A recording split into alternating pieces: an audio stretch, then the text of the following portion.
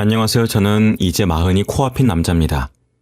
저는 몇 년 전 결혼을 했다가 크게 실패를 했었는데요. 그때는 저를 속인 사람들이 너무 밉고 거기에 속아 넘어간 제 자신이 너무 한심스러웠습니다.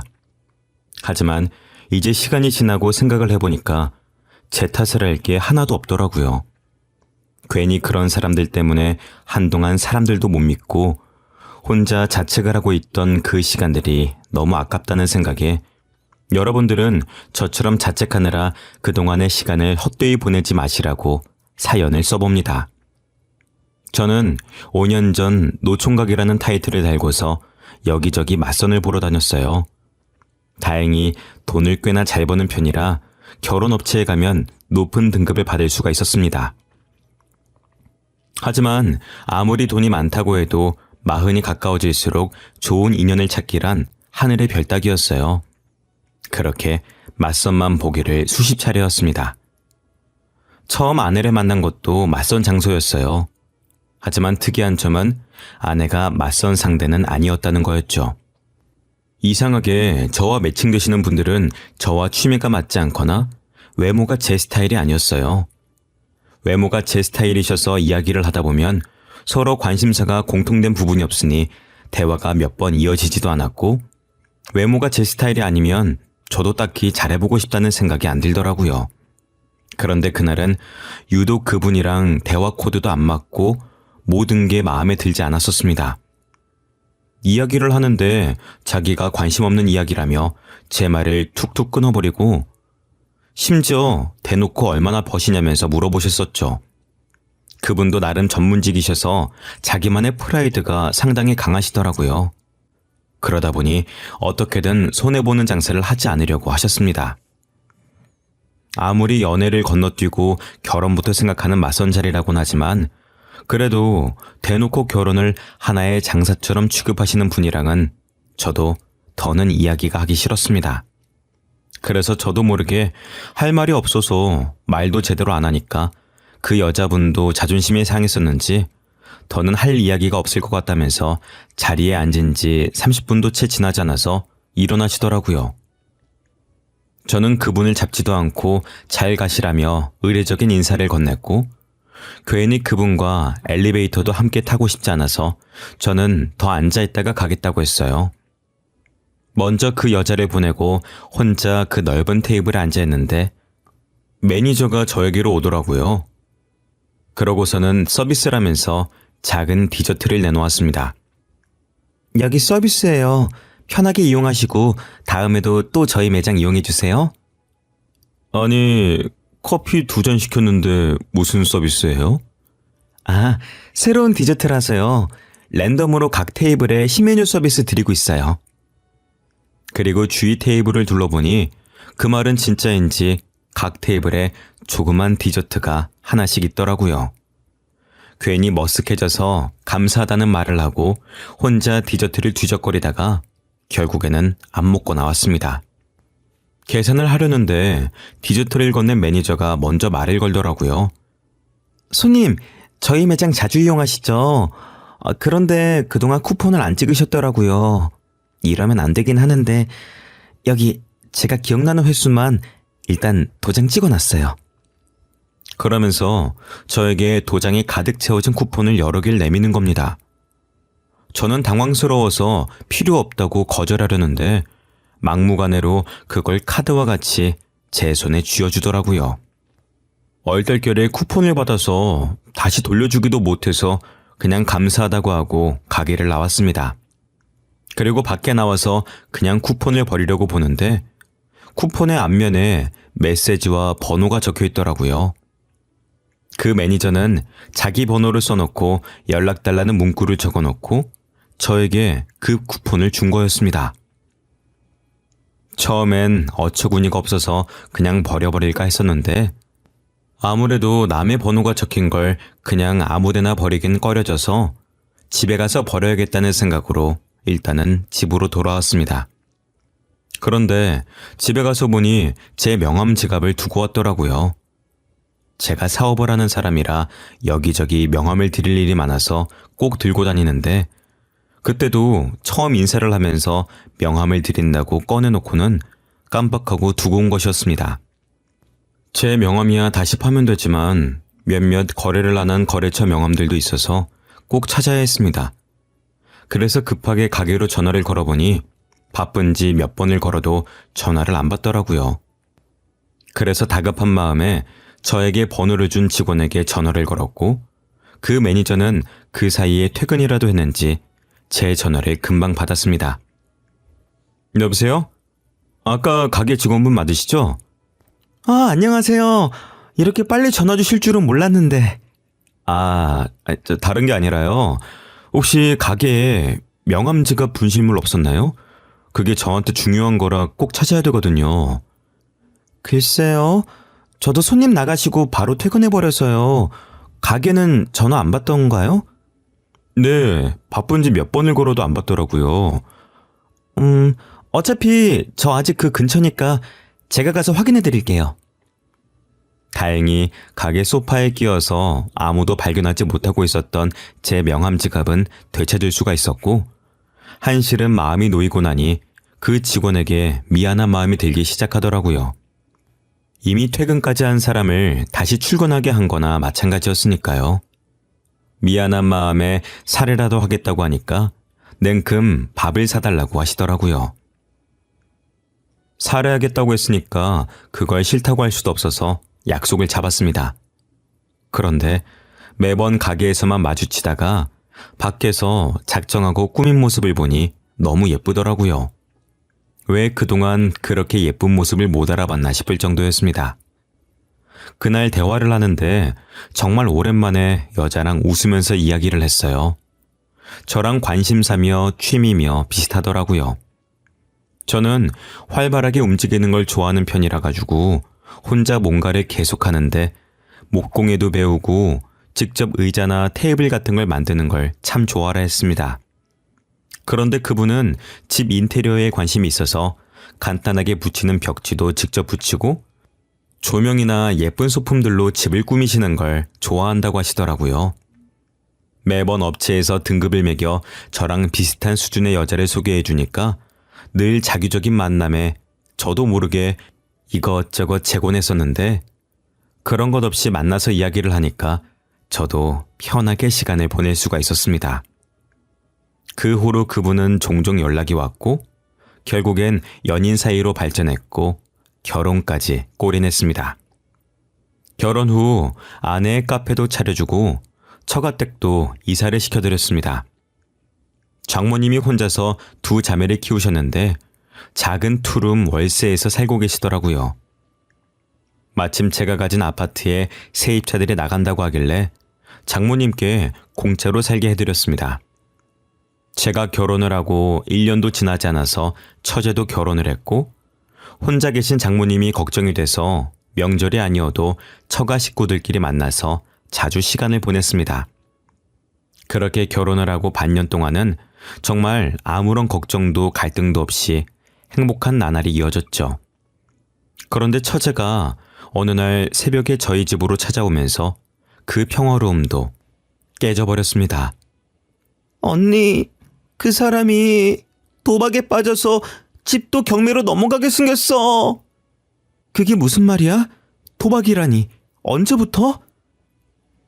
번듯해 보이던 동서는 언제부터 도박에 빠졌는지 어느 순간부터 집에도 잘 안 들어오고 주말이면 친구들과 골프를 치러 가겠다고 나가놓고 담배와 술 냄새를 풀풀 풍기면서 들어왔대요. 원래 동서는 술도 잘 안 마시고 담배도 안 피우던 사람이라 처제도 이상하다고 생각을 해서 추궁을 해봤는데 끝까지 아무런 일도 아니라고 했었다는 겁니다. 그래서 처제도 이제 어떻게 된 일인가 고민하고 있었는데 순식간에 집에 빨간 딱지가 붙었다고 합니다. 알고 보니 이미 두 사람이 결혼할 때쯤부터 도박에 손을 대기 시작했고 멀쩡하게 번 돈을 죄다 도박에 쓰면서 결혼 후 생활비부터는 다 마이너스였어요. 처제는 아무것도 모르다가 가압류까지 당하고 나서야 사실을 알게 된 거였고요. 그때가 결혼한 지 1년도 지나지 않았을 때였습니다. 처제는 백방으로 돈을 찾아다니기 위해서 돈도 벌고 여기저기 돈을 빌려댔지만 그걸로는 턱도 없었습니다. 그나마 돈이 있던 저는 갚아주면 또 똑같은 일이 반복될 거라며 처제가 다른 사람에게 돈을 빌리는 것까지 막아섰으니 저에겐 빌려달라고는 안 하더라고요. 저는 괜히 집에 가면 마음만 안 좋을 것 같아서 처제더러 저희 집에서 잠시 같이 지내자고 했습니다. 처음엔 민폐를 부린다며 거절을 했었지만 하루는 집에 다녀오더니 이혼하겠다고 선언하더라고요. 나 이혼할 거야. 이미 같이 살고 있지도 않지만 같이 사는 건 더 못하겠어. 무슨 일인데 이제 도박은 안 하는 거 아니야? 너한테 그렇게 심하게 걸려놓고 이서방은 아직도 정신을 못 차렸대? 이제는 아예 집에서 도박판을 벌리고 있더라고. 빨간 닥지 정도면 다행이지. 아예 집이고 뭐고 싹 다 날아가게 생겼어. 집에서까지 도박을 한다고? 차라리 경찰에 부르지 그랬어. 경찰 불러도 그때뿐이죠. 어차피 금방 다시 나오면 똑같을 거 해봤자 뭐해요. 그 이후로 처제는 아예 저희 집에서 살았고 동서는 그런 처제를 찾지도 않았습니다. 결국에는 처제도 더는 상황이 나아질 것 같지 않다며 결혼한 지 딱 1년 만에 이혼을 했습니다. 하지만 장모님이 아시면 말도 없이 이혼했다면서 혼날까봐 이혼 사실을 숨기고 그 후로는 저희 집에서 지냈습니다. 장모님이 이혼한 걸 모르시니 처가로 들어가라고 할 수도 없는 노릇이었으니까요. 그래도 처제와 사이도 좋은 편이어서 셋이서 친구처럼 지냈습니다. 그런데 문제는 처제와 사이가 가까워져도 너무 가까워진 게 문제였습니다. 아내가 없을 때면 그냥 오빠라고 부르면서 팔짱을 끼기도 하고 제가 출근할 때 아내가 뽀뽀를 해주면 자기도 보고 있다가 똑같이 하려고 하는 장난을 치는 바람에 놀라서 다급하게 현관문을 벗어난 게 하루 이틀이 아니었습니다. 처음에는 장난인 걸 알고 있으니까 저도 웃으면서 안 된다고 했었지만 갈수록 그 정도를 모르고 선을 넘기도 몇 차례였습니다. 하루는 제가 씻고 수건을 깜빡하고 안 가져와서 아내에게 가져다 달라고 했어요. 그런데 아내가 잠깐 밖에 나갔었는지 처제가 수건을 가져다 주면서 제 손을 잡더니 놔주질 않는 겁니다. 뭐 하는 거야? 이렇게 문 계속 열어놓고 있으면 추워. 수건을 줬으면 물기는 다 깨줘야 될 거 아니야. 손 하나 남았잖아요. 하나 남은 걸로 닦고 나와요. 옷도 입어야지. 이러고 어떻게 옷을 입어?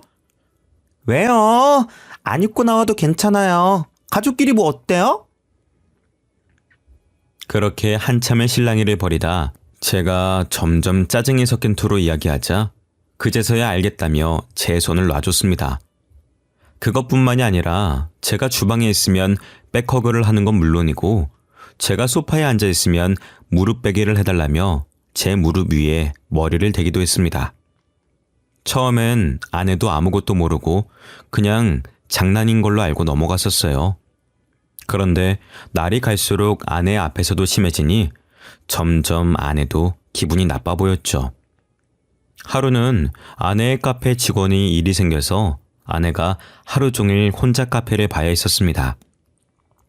저는 아내를 기다리다가 안방에서 그만 잠이 들어버렸고 잠결에 제 옆에 누군가 누워있는 것 같아 아내인 줄 알고 껴안고 잠에 들었습니다. 그런데 새벽녘에 절 깨운 건 다름 아닌 아내의 호통소리였죠. 화들짝 놀라서 눈을 뜨니 아내가 침대 옆에 서서 저를 내려다보고 있었습니다. 제가 뭘 잘못했나 하는 생각과 동시에 제 품에 안겨 자고 있는 처제를 발견했죠. 저는 깜짝 놀라서 처제를 밀쳐냈어요. 제가 밀어내니 처제도 그제서야 잠에서 깨더라고요. 언니, 아직 해도 안 떴는데 왜 소리를 질러? 여보, 이거 오해인 거 알지? 처제가 왜 우리 안방에 들어와 있는지 모르겠는데 진짜로 아무 일 없었어. 지금 이렇게 옷도 다 입고 잠들었는데 무슨 일이 있었겠어? 지금 무슨 일이 있었는지 없었는지가 중요해? 지금 이 꼬락서니를 보고 아무런 생각이 없게 생겼어? 언니, 왜 그렇게 예민하게 반응해? 그냥 자자. 이러는 거 보기 싫었으면 일찍 들어오던가. 처제는 당황스럽지도 않은지 뻔뻔하게 아내의 신경을 긁어댔습니다. 뭐 별일도 아닌 걸로 화를 내내는 듯 이야기를 하더라고요. 뭐가 별일이 아니야? 엄연히 너희 형부야. 너 이런 식으로 할 거면 그냥 집으로 가. 내가 엄마한테 다 말할 거야. 고생하다 겨우 집에 왔는데 꼴이 이게 뭐야? 아내는 카페 마감할 때쯤 술에 취한 진상 손님들이 카페에서 시비가 붙는 바람에 결국엔 경찰까지 부르고 가게 정리까지 하고 오느라 늦은 거였는데, 그렇게 고생을 하고 왔더니 저와 처제가 나란히 안방 침대에 누워서 자고 있었으니 당연히 화가 날 만했습니다. 아무리 가족이어도 지켜야 할 선은 있으니까요. 처제는 처제방 따로 줬잖아. 그런데 왜 여기까지 와서 잔 거야? 내 방 매트리스는 싸구려란 말이야. 여기 침대가 훨씬 푹신하고 넓잖아. 언니도 없는데 내가 누워있을 수도 있지. 내가 객식구라고 차별하는 거야? 이건 차별하고 말고의 문제가 아니잖아. 애초에 내가 누워서 자고 있는데 처제가 왜 여기로 올라와서 자? 아무리 가족 같은 사이여도 그러는 건 아니지. 됐어. 당신은 상종도 하지 마. 너 그냥 나가. 이제 더는 못 봐주겠다. 그동안 선 넘는 거 참아줬더니 어디까지 기어올라? 넌 언니가 우습니? 만만해? 아내는 그동안 화가 많이 쌓였는지 엄청 화를 냈습니다. 아내와 만난 이후로 그렇게까지 화를 내는 모습은 그날 처음 봤죠. 그런데 그것도 잠시, 처제의 폭탄 발언에 순식간에 방은 싸늘해졌습니다. 왜? 언니도 내 남편이랑 이랬잖아. 아니야? 무슨 소리를 하는 거야? 아직 잠이 덜 깼어? 알고 보니 처제가 결혼을 하기 전부터 아내는 동서와 바람을 피우고 있었습니다. 아내는 저와 결혼한 후 제 돈으로 도박을 했었는데, 그 도박판에서 만난 게 처제의 남편이었죠. 그렇게 만난 두 사람은 몰래 바람을 피우면서 저와 처제 몰래 스릴을 즐겼고, 결국엔 처제가 두 사람의 불륜 현장을 잡아내고야 말았던 겁니다. 처제는 배신감에 언니도 남편도 너무 싫었지만, 그래도 가족을 끊을 순 없는 인연이니 남편과 이혼만 하고 언니가 그 불륜 상대라는 걸 알고 있다는 걸 알리지 않고 있었습니다. 괜히 가족과 사이가 멀어질까봐 배려한 거였는데, 자기는 아예 바람을 피웠으면서 자기가 당하니 기분 나빠하는 꼬락서니가 처제는 어이가 없었던 거였죠. 대놓고 복수하진 못하고 그냥 신경만 조금 긁으려는 것뿐이었는데, 그런 엄청난 사실을 알고 있으면서 어떻게 아무렇지 않게 있을 수가 있겠어요. 결국엔 처제도 얼마 참지 못하고 알고 있던 사실들을 내뱉어버린 거였습니다. 그동안 내 전남편 만나고 다녔던 거 다 알아. 그 사람 입으로 직접 들었으니까. 내가 이혼하고도 만나나 싶어서 사람 붙였더니 아직도 만나고 다니더라? 뭐라고? 네가 그걸 어떻게 알아? 그리고 언니, 애초에 형부 사랑해서 한 결혼도 아니었잖아. 그런데 뭘 그렇게까지 질투를 해? 형부가 언니한테 돈만 주면 만사 오케이 아니야? 뭐라고? 네가 어떻게 그걸... 엄마가 언니를 얼마나 끔찍하게 아끼는지 뻔히 아는데 처음 보는 형부는 두 손 들고 환영했으니까 이미 검증도 다 됐다는 거 아니겠어? 엄마가 언제 그렇게 네 형부를 두 손 들고 환영했다고 그래? 두 사람 이야기하는 거 다 들었어. 엄마 회사에서 형부 정보 빼돌려서 언니한테 준 거잖아. 내가 아무것도 모를 줄 알았어? 둘 다 제정신 아니야. 형부 가지고 논 거잖아. 사실 장모님은 제가 가입한 결혼업체에 커플 매니저로 일하셨었는데, 제 가입 정보에 적힌 연봉을 보고 자기 딸이랑 연결시키려고 수를 쓴 거였습니다. 그래서 유난히 저랑 안 맞는 여성분을 골라서 제 맞선에 내보내고, 장소는 자기 딸이 일하는 호텔 카페로 잡은 거였죠. 호시탐탐 아내는 저를 꼬실 기회를 노리고 있었고, 꼼짝없이 거기에 걸려든 거였습니다. 모든 사실을 들었는데도 사실 믿기지가 않았어요. 아무리 사람마다 결혼하는데 중점을 두는 곳이 다르다고 하더라도 마냥 돈만 보고 이렇게 계획적으로 접근해서 결혼까지 하는 게 흔한 일인가요?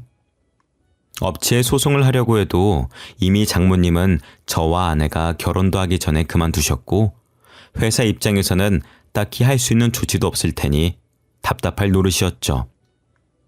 솔직히 언니, 도박할 돈 때문에 형부랑 결혼한 거면서 뭘 그렇게 화를 내? 왜? 언니가 남의 가정 깨뜨릴 땐 괜찮고 남이 언니 가정 부수는 건 싫어? 대체 내가 언제 바람을 피우고 언제 도박을 했다는 거야? 증거 있어? 당연히 있지. 언니, 요즘에도 내 전남편 만나서 같이 도박하러 다니더라. 뭐 같이 사기라도 치려고 다니는 거야? 그렇게 해서 좀 벌긴 했고? 잠깐만.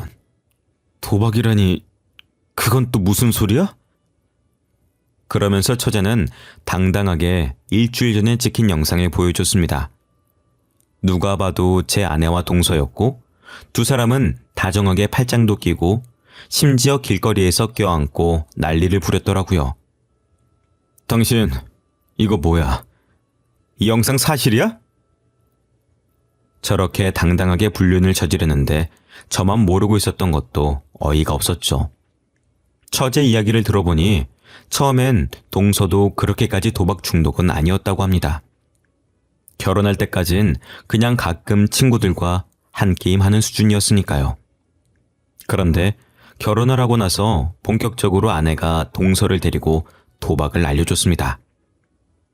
두 사람이 눈이 맞아서 바람을 피우며 아내는 도박을 하러 동서와 함께 다녔고, 그러니 동서도 결혼 후 벌어오는 돈을 족족 도박에 쏟아붓고, 생활비는 마이너스의 대출도 정도를 넘어서서 이자조차 제대로 못 낼 정도였던 겁니다. 아내는 제가 주는 돈이 한계가 있으니 매번 조금씩 동서에게 빌렸었고, 동서도 돈이 급해지니 아내에게 빌린 돈을 갚으라고 했었지만 아내는 돈이 없다면서 배째라는 식으로 돈도 안 갚은 거였습니다. 사실 도박빚은 차용증도 안 쓰고 그 돈이 도박으로 인한 거면 안 갚아도 법적으로 채무자에게 갚으라고 하지 않기 때문에 아내도 그걸 알고 그렇게 나간 거였죠. 동서는 뭣도 모르고 자기 혼자서만 뒤집어 쓰게 생겼으니 화가 난 겁니다. 그래서 처제에게 모든 사실을 알리고 너희 언니가 빌려간 돈이니 처제라도 그 돈을 갚으라고 하면서 처제가 모든 사실을 알게 된 거였습니다. 동서도 멍청하게 그 도박을 제 아내 때문에 빠졌다고 하면 언제부터 둘이 그렇게 가까웠냐부터 분명히 다른 의심들도 따라올 수밖에 없는데 그걸 자기 입으로 말해서 결국엔 두 사람이 바람을 피웠다는 사실도 다 드러나 버렸던 겁니다. 언니만 아니었어도 내 인생 이렇게 안 꼬였어. 전 남편도 언니만 아니면 도박에 그렇게 빠지지도 않았을 거고 내 결혼 생활도 멀쩡했을 거야. 그게 왜 다 내 탓이야? 네가 남자를 잘못 고른 탓이잖아. 억울하면 너도 바람이라도 피우지 그랬어? 아, 그래서 지금 너희 형부한테 이러는 거야? 그래, 일부러 그랬어. 지금까지 언니는 내 모든 걸 뺏어갔잖아. 엄마 사랑도 남편도 내 가정도. 그래도 언니니까 참아보려고 했어. 근데 왜 난 언니 거에 손도 못 대? 다 네가 못나서 그런 거지. 왜 내 탓을 해? 당신 내가 알던 사람 맞아? 바람 피운다는 사실을 어떻게 그렇게 내 앞에서 당당하게 해? 당신한테 미안하게 됐어. 근데 내가 당신의 빚더미에 앉힌 것도 아니고 그렇다고 우리가 그렇게 사랑으로만 결혼한 사이도 아닌데 그렇게까지 미안해야 할 일이야 이게? 뻔뻔하게 나오는 아내의 말을 들으니 너무 화가 나면 말이 안 나온다는 게 무슨 말인지 알겠더라고요. 사랑만으로 한 결혼은 아니지만 그렇다고 사랑하지 않는 것도 아니었고 부부간에 최소한 바람을 피우던 사실이 걸렸으면 부끄러움이라도 느껴야 하는 게 정상이잖아요. 그래, 그러면은 당신이 그동안 도박할 때 쓴 돈, 그 돈 내 돈 내놓고 이혼해. 내가 돈이 어딨다고 그 돈을 줘. 난 돈 없어. 그래, 그러면은 일단 당신 카페부터 도로 내놔. 그리고 장모님이 사시던 집 거기도 나가셔야지. 이제 사위 집이 아닌데 공짜로 살게 해드릴 순 없지. 어차피 거기 4명이잖아.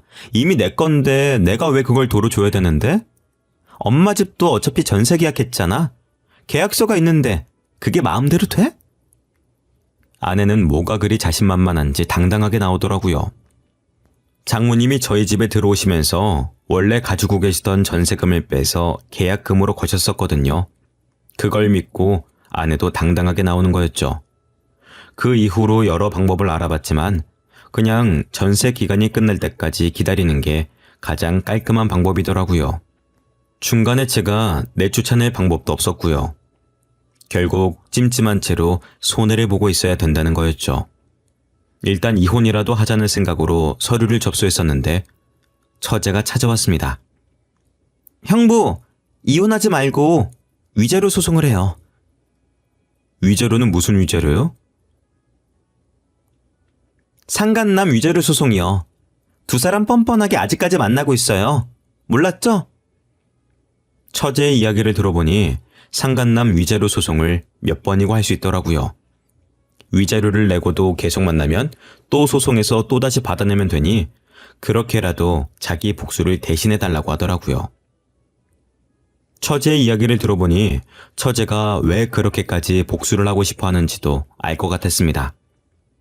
장모님은 어렸을 적부터 예쁘장한 언니한테만 투자하면서 좋은데 시집 보낼 거라며 처제한테는 신경도 안 쓰고 필요한 돈도 잘 안 줬다고 하더라고요. 아무래도 커플 매니저를 하시다 보니 좋은데 시집 보내시려고 이것저것 하신 것 같았습니다. 그런데 장모님이 아내만 예뻐하니 아내도 대놓고 처제를 무시했었고 처제는 그래도 가족이라는 생각에 꾹 참아왔었다고 해요. 그런데 결국엔 이 일이 터지고 나서도 장모님은 일을 왜 이렇게 크게 키우냐면서 처제에게 언니 결혼 생활까지 망치니 속 시원하냐면서 오히려 처제를 혼냈다는 겁니다. 그 이야기를 듣는데 어떻게 제정신이 아닌 사람들 속에서 버틴 건지 대단해 보일 정도였어요. 그래도 덕분에 아내와 이혼하지 않고 몇 번에 걸쳐서 상간남 소송을 걸었습니다. 그동안 개인회생 신청도 해서 빚도 많이 청산됐더라고요. 그래서 숨 쉴 틈 없이 위자료를 받아냈습니다. 학습 효과도 없는지 아니면 다시는 안 걸릴 거라고 생각하는지 몇 번을 소송을 해도 꼭 몰래 만나다가 다시 걸리더라고요. 동서도 참 그동안 그 여자한테 뜯긴 돈이 얼만데 아직도 만나고 있는 걸 보니 끼리끼리 잘 만났다 싶었습니다. 그렇게 몇 번에 걸쳐서 위자료를 뜯어내고 전세계약 기간의 만료가 다가오자 저도 이혼을 준비했습니다. 문제는 아내 명의의 상가가 문제였었죠. 다행히 건물 계약을 할 때 제 통장에서 이체를 했었고 그걸 증거로 상가가 제 돈이라는 걸 증명했습니다. 거기다 아내가 그동안 불륜을 저지른 것부터 도박을 했던 것까지 하나하나 따지고 보니 재산 분할은커녕 아내도 저에게 위자료를 줘야 되더라고요. 결국엔 아내는 저에게 있는 돈을 탈탈 털어서 위자료를 줘야 됐고 순식간에 아무것도 없이 길바닥에 나 앉아야만 했습니다. 그동안 아내는 카페 안에 있는 작은 휴게실에서 자고 먹고 생활했었나 보더라고요. 그런데 그것마저 빼앗겨버리니 자신만만하던 태도도 순식간에 180도 바뀌었습니다. 아무리 그래도 이건 아니지. 꼭 이렇게까지 해야 해? 뻔뻔한 것도 정도가 있어야지. 그동안 가게 안 뺏고 있어준 것만으로도 감사해야지. 간통죄 폐지만 아니었어도 콩밥이나 먹게 하는 건데. 그동안은 이혼도 안 하고 살았잖아. 그냥 이혼하지 말고 이대로 살자, 어? 누구 좋으라고 그래? 그동안 봐줬었는데 넌 왜 학습 능력이 없니? 내가 그 카페를 순순히 넘겨줄 줄 알았어? 멍청하긴. 다시는 보지 말자, 어? 카페마저 빼앗기면 더는 도박이 문제가 아니라 정말 먹고 사는 게 문제일 테니까요. 하지만 이제 그런 것도 제 알바가 아니니 제 바짓가랑이를 붙잡고 늘어지는 아내를 밀어냈습니다. 처제는 이혼을 하고 난 후로도 종종 연락을 하긴 하는데 결국엔 둘 다 돈이 없으니 이제는 만나지도 않는다고 하더라고요. 참 그 이야기를 들으니 우습기 짝이 없었습니다. 만나면 안 될 사이일 땐 그렇게 만나대더니 결국엔 서로가 서로에게 빨대만 꽂으려고 했던 거죠. 동서도 아내가 카페는 안 뺏길 거라며 호언장담을 하는 말을 철석같이 믿고 있었다가 결국엔 다 빼앗기고 위자료까지 줘야 한다는 소리를 들으니 더는 빼먹을 것도 없다 싶어서 뒤도 안 돌아보고 그 관계를 정리했다더라고요. 고작 저렇게 될 관계에 2년이나 소송을 하면서 시간을 허비한 게 아깝기도 합니다. 이제는 아쉬운 마음이 생겼는지 아내가 틈만 나면 저에게 돈을 빌려달라고 연락이 오더라고요. 전화를 받으면 자기가 쫓기고 있어서 그런데 얼른 1,000만 원만 보내달라는 말을 하는데 제가 그걸 왜 보내주겠습니까? 그냥 어디로 보내면 되냐며 물어만 보고 안 보내고 있습니다. 분명 도박하다 진 빚일 텐데 그걸 또 뻔뻔하게 저한테 연락하는 꼴도 우습습니다. 매번 공중전화로 전화를 걸어와서 차단도 못 해놓긴 하지만 이제는 지난 날은 다 잊고 새롭게 출발해 보려고 합니다. 도박이나 불륜은 먼 이야기인 줄로만 알았는데 이렇게 제가 겪으니 배신감에 치가 떨립니다. 복수를 하는 것도 중요하지만 앞으로의 제 시간을 복수에 더 허비하지 않으려고요. 지금까지 제 이야기를 들어주셔서 감사드립니다.